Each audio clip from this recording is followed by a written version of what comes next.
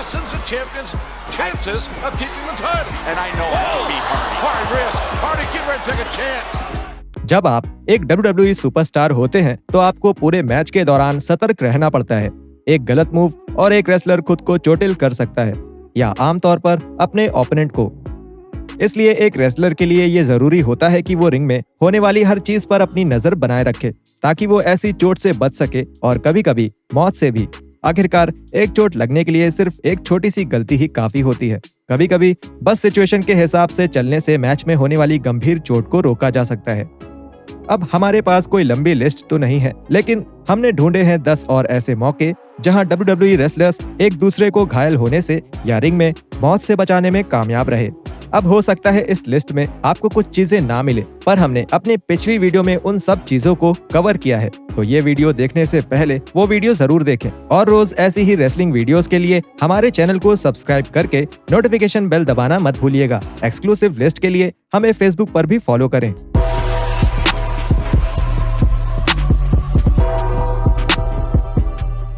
Number 1, Randy Orton बड़ी सफाई से WWE टाइटल बेल्ट को रास्ते से हटा देते हैं। जब जिंदर महल ने रैंडी ऑर्टन को बैकलैश 2017 में WWE खिताब जीतने के लिए पिन किया तो फैंस हैरान रह गए कि जो लड़का अपने पूरे WWE करियर में सिर्फ एक जॉबर था, वो आज इस कंपनी में एक टॉप चैंपियन बन चुका था।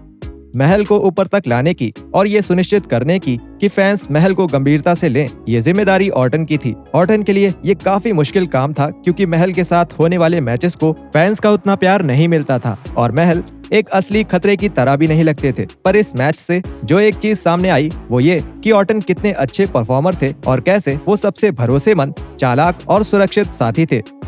ऑर्टन के ये गुण 25 अप्रैल 2017 के हुए स्मैकडाउन मैच में देखने को मिले, जब मैच के दौरान महल और सिंह ब्रदर्स ने ऑर्टन पर हमला किया।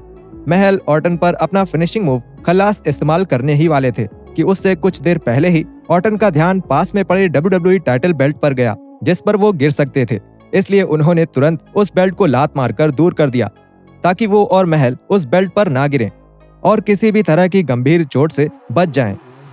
ये उस घटना की याद दिलाता है जब अंडरटेकर ने एक कुर्सी को हटा दिया था ताकि बिग शो और कर्ट एंगल घायल होने से बच जाएं, जिसकी चर्चा हम अपने पिछले वीडियो में कर चुके हैं। नंबर 2, एज एजे स्टाइल्स को धक्का दे देते हैं। 2020 के रॉयल रंबल में एज की वापसी WWE प्रो रेसलिंग के इतिहास की सबसे बड़ी वापसियों में से एक रही। हालांकि एक पुराने WWE चैंपियन के लिए एज की ये वापसी इतनी अच्छी नहीं रही। रंबल मैच में घुसने के बाद एज ने रिंग में मौजूद लगभग सभी लोगों को एक स्पेयर दिया। इन्हीं में से एक स्पेयर एज ने एजे स्टाइल्स को भी दिया, लेकिन एजे स्टाइल्स ने इस मूव को और प्रभावशाली दिखाने के लिए अपने कंधे को ज्यादा घुमा दिया, जिससे उनका कंधा डिसलोकेट हो गया।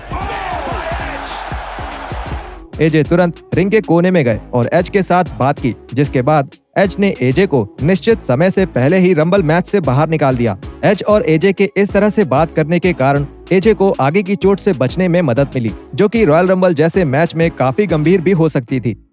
उसके बाद एजे ने उस चोट के बारे में कमेंट करने का तय किया ताकि फैंस को ये पता हो कि एज ने कुछ भी गलत नहीं किया है।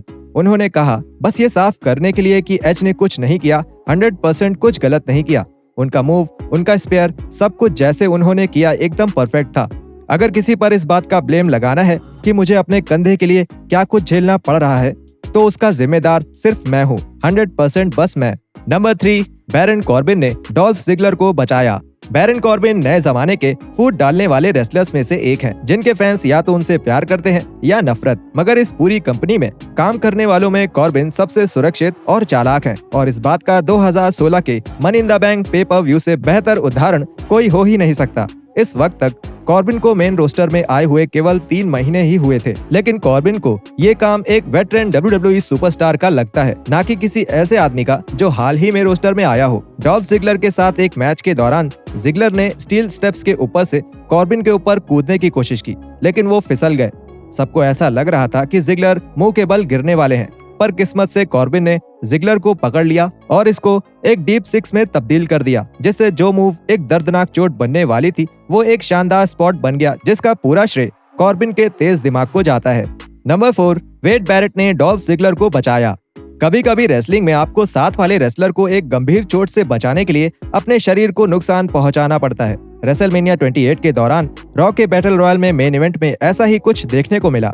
ये चोट तब लगी जब मैच के दौरान एक स्पॉट में वेड बैरेट रिंग के बाहर थे और बिग शो ने डॉल्फ जिगलर को बैरेट की तरफ फेंका, लेकिन बिग शो ने जिगलर को थोड़ा ज्यादा तेज फेंक दिया, जिससे ऐसा लगा कि जिगलर पीछे के अनाउंसर टेबल पर जाकर गिरेंगे।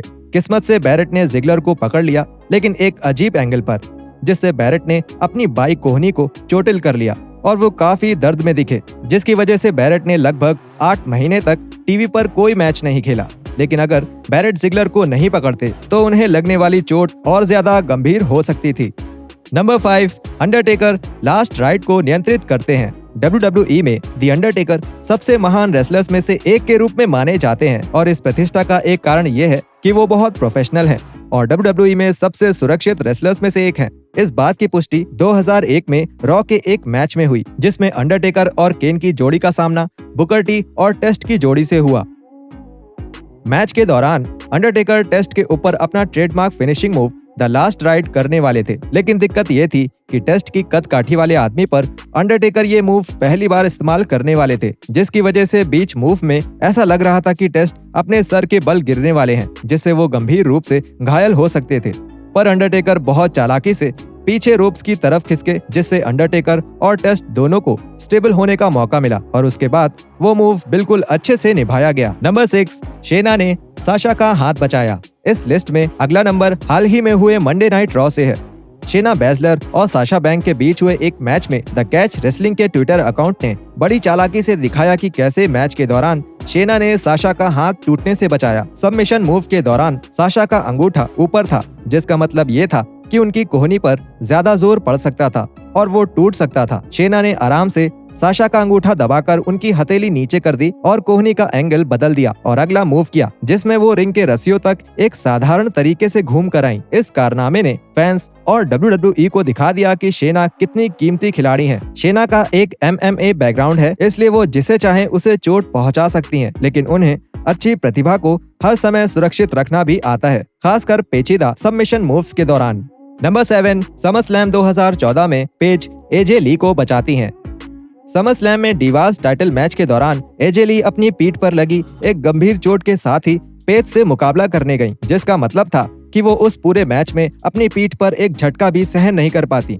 एक पूरे मैच में एक साधारण टक्कर के बिना एक अच्छा मैच कर पाना काफी मुश्किल काम है। पेज बताती हैं, हमने असल में वो पूरा मैच कर लिया बिना उनके बम्प लिए, जो कि अद्भुत है। मैंने कहा हम तुम्हें किसी भी कीमत पर बचाएंगे।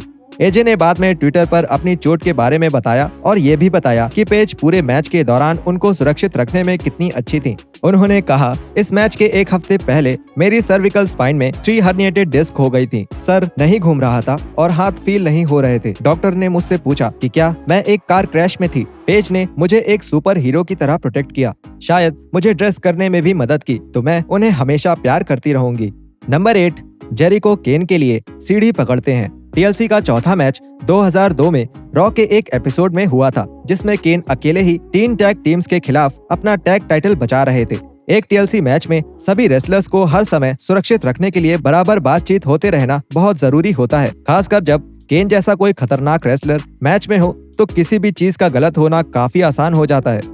जैसे कि इस मैच के अंतिम समय में केन ने क्रिस जेरिको को लैडर के ऊपर से चोक स्लैम दिया और उसके बाद जब केन अपना टाइटल लेने के लिए ऊपर चढ़ने लगे तो उनके वजन के कारण लैडर हिलने लगा और ऐसा लगा कि केन कभी भी ऊपर से गिर जाएंगे, लेकिन जेरिको ने चालाकी से अपने शरीर को शिफ्ट कर लिया ताकि वो अपने पैरों से लैडर को पकड़ सके, जिससे केन सुरक्षित रहे और बिना किसी खतरे के अपना टाइटल बचा सके।